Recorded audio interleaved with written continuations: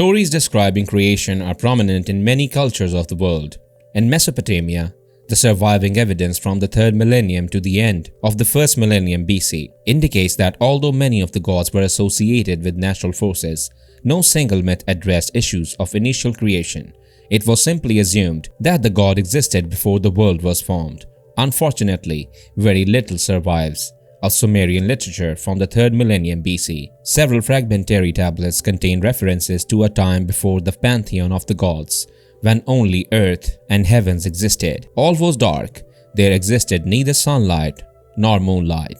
However, the earth was green and water was in the ground, although there was no vegetation. More is known from Sumerian poems that date to the beginning centuries of the 2nd millennium BC. A Sumerian myth known today as Gilgamesh and the Netherworld opens with a mythological prologue. It assumes that the gods and the universe already exist and that once, a long time ago, the heavens and earth were united, only later to be split apart.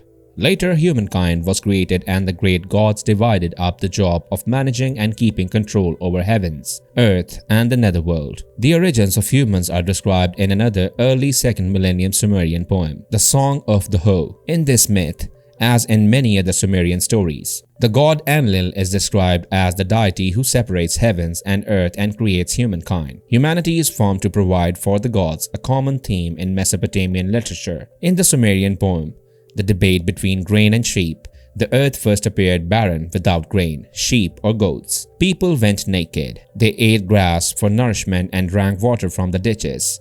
Later, the gods created sheep and grain and gave them to humankind as sustenance. According to the debate between bird and fish, water for the human consumption did not exist until Enki, Lord of Wisdom, created the Tigris and Euphrates and caused water to flow into them from the mountains. He also created the smaller streams and watercourses, established sheepfolds, marshes and reed beds, and filled them with fish and birds. He founded cities and established man kingship and rule over foreign countries. In the debate between winter and summer, an unknown Sumerian author explains that summer and winter, abundant spring floods, and fertility are the result of Enlil's copulation with the hills of the earth. Another early 2nd millennium Sumerian myth, Enki and the World Order, provides an explanation as to why the world appears organized. Enki decided that the world had to be well managed to avoid chaos.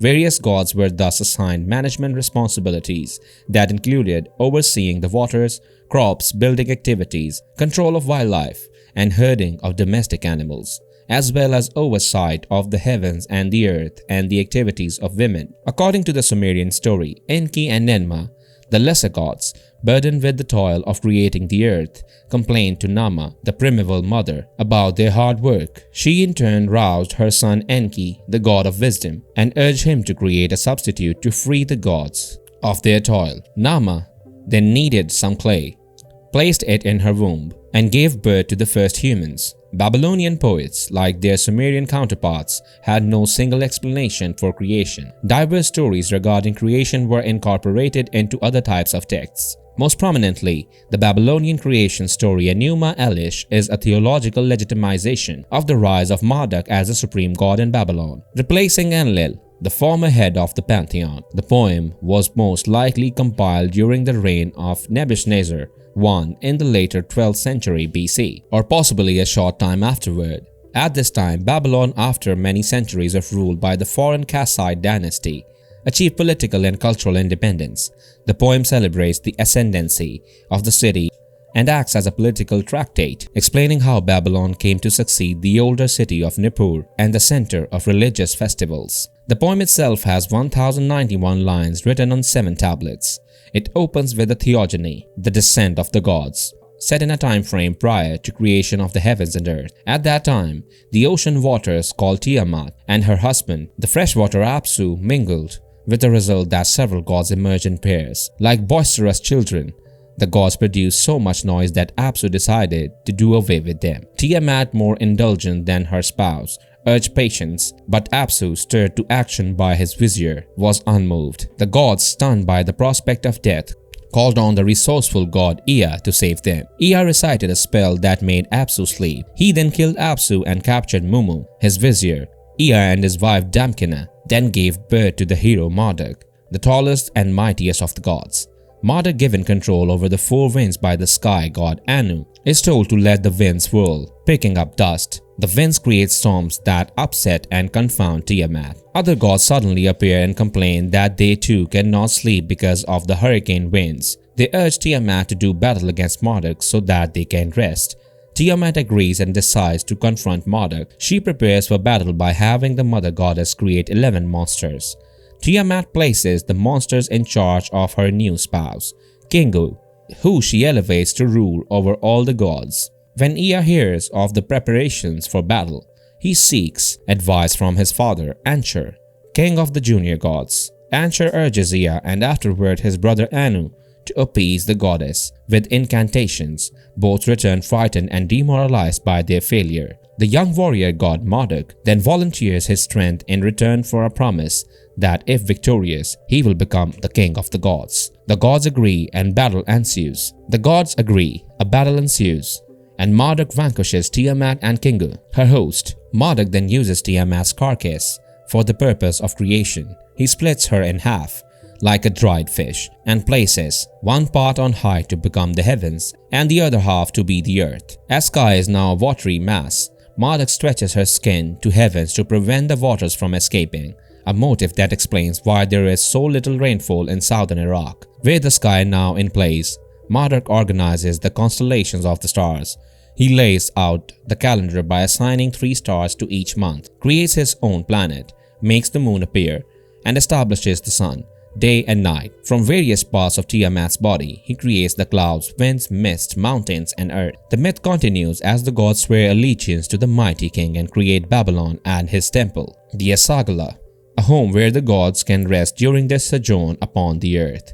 The myth conveniently ignores Nippur, the holy city esteemed by both the Sumerians and the rulers of Kassite Babylonia. Babylon has replaced Nippur as the dwelling place of the gods. Meanwhile, Marduk fulfills an earlier promise to provide provisions for the junior gods if he gains victory as their supreme leader. He then creates humans from the blood of Kingu, the slain and rebellious consort of Tiamat. He does this for 2 reasons. First, in order to release the gods from their burdensome menial labors, and second, to provide a continuous source of food and drink to temples. The gods then celebrate and pronounce Marduk's 50 names, each an aspect of his character and powers. The composition ends by stating that this story and its message should be preserved for future generations and pondered by those who are wise and knowledgeable. It should also be used by parents and teachers to instruct so that the land may flourish and its inhabitants prosper. The short tale Marduk, creator of the worlds, is another Babylonian narrative that opens with the existence of the sea before any act of creation. First to be created are the cities, Eridu and Babylon, and the temple Asagil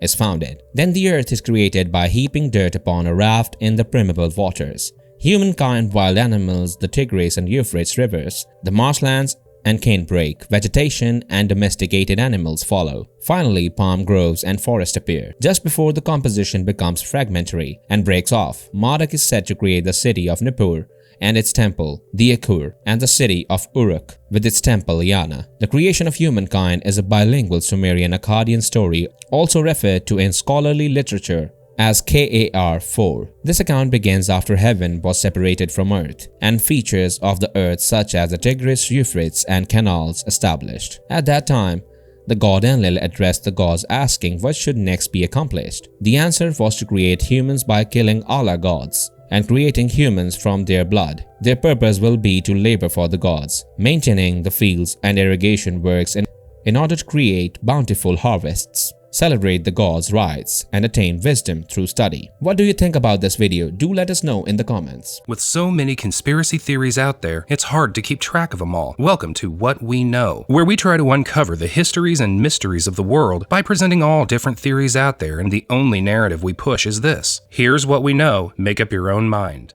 If you enjoy this video and want to see more like it, please consider subscribing to us and hitting the like button. Feel free to write a comment below and suggest which theory you want to see next. If you'd like to further support this channel, please consider joining. Our membership link will be found in the description box below. We appreciate your support, and as always, thanks for watching.